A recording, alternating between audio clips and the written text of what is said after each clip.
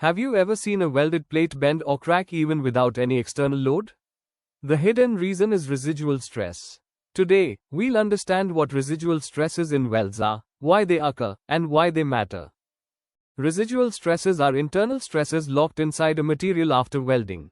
They remain even when the weld is cooled down and no force is applied. These stresses can be tensile or compressive, and they exist because welding involves uneven heating and cooling. During welding, the weld metal and nearby base metal heat up and expand.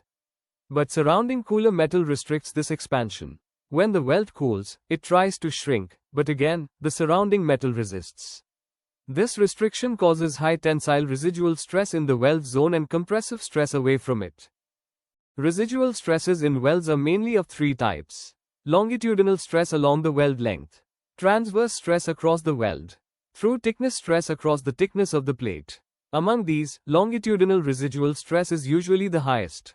Residual stresses can cause serious problems like weld distortion, cracking, especially cold cracking, reduced fatigue life, stress corrosion cracking. That's why controlling residual stress is critical in pressure vessels, pipelines, and bridges.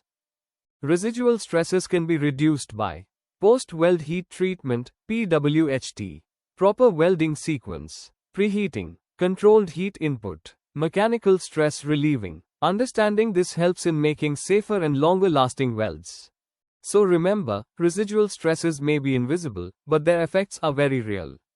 If you want more welding fundamentals explained simply, like, share, and subscribe.